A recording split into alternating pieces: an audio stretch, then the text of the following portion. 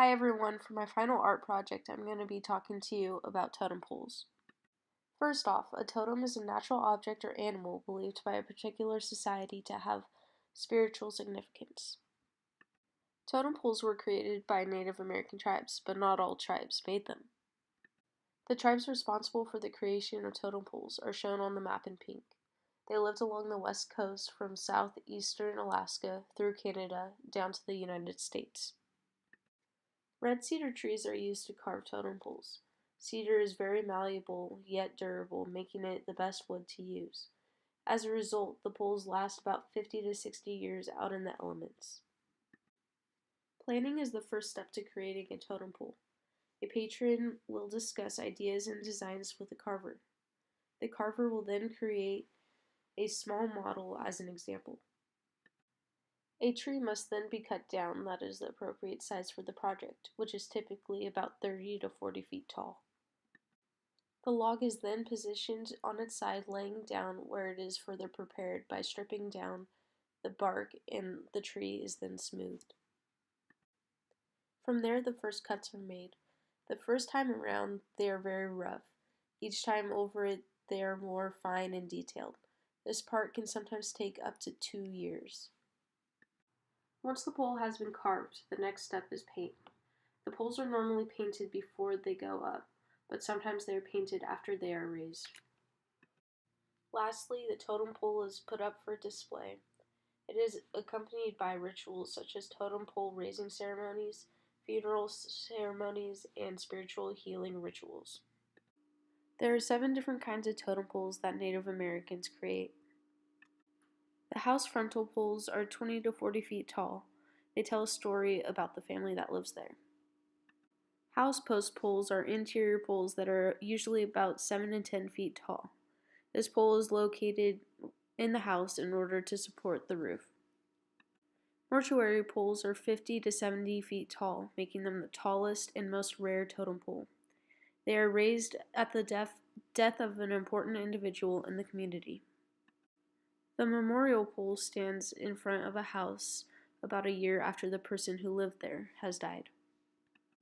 The welcome pole is about 40 feet tall and is used to welcome guests, usually at the edge of streams, rivers, and oceans. Finally is the shame and ridicule pole.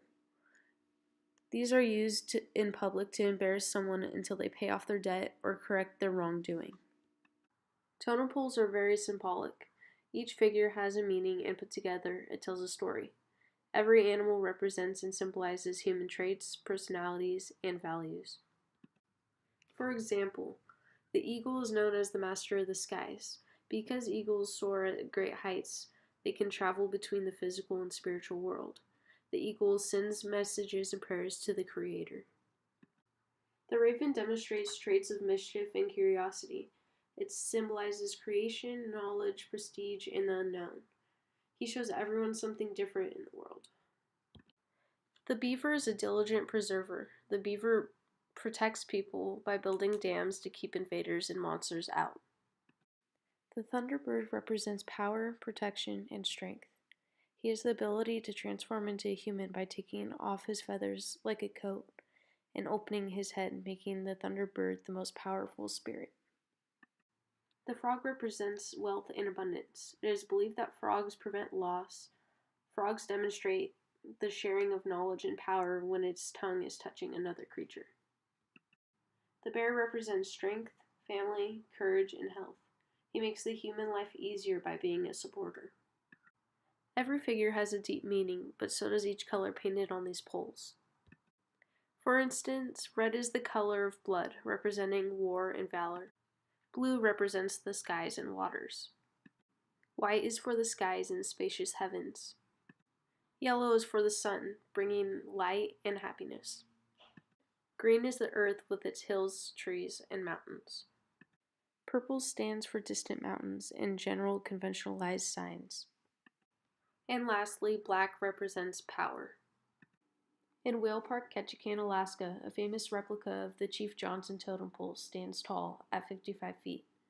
The original pole was raised in 1901 until it fell in 1982.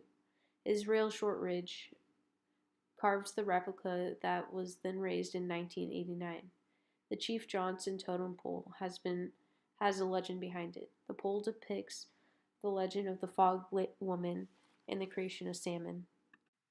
In summary, the legend goes like this. There was once a raven that wanted to get married, so he went and married the fog over the salmon chief's daughter. The raven agreed that he would respect the chief's daughter. They lived together in a village near a river, but when it came winter, there was no food to eat. His wife weaved a basket, and the basket filled with salmon. That was the first salmon ever created. The raven and his wife began to fight, and the raven hit her. She ran away, and she turned into fog, so the raven couldn't grab her. She ran into the water, and all the salmon followed. The raven broke his agreement with the chief about respecting his daughter, so the raven never saw his wife again. Another well-known totem pole also found in Whale Park is the Chief Cayenne totem pole. This pole was created in the late 1800s. It is so old that it is now replaced with a replica for the second time. The Chief Cayenne totem pole consists of 3 figures. The crane at the top represents the chief's wife. The middle figure is a thunderbird for his wife's family. The bottom figure, which is a bear, is the Chief Cayenne's family's crest. The legend with this particular totem pole is that if you rub the belly of the bear, you will enjoy the good fortune of being rich for a certain period of time. We think totem poles were first created in about the late 1700s. The earliest record of totem poles were found in John Bartlett's journal in 1791. Once the Native Americans came in contact with metal tools in the 1800s, the poles became more elaborate and detailed. Prior to iron tools, Native Americans used shells, wood, bones, stones, antlers, and beaver teeth in order to carve the poles. Native Americans take great pride in their work, for it is a hard-working and symbolic form of unique cultural art.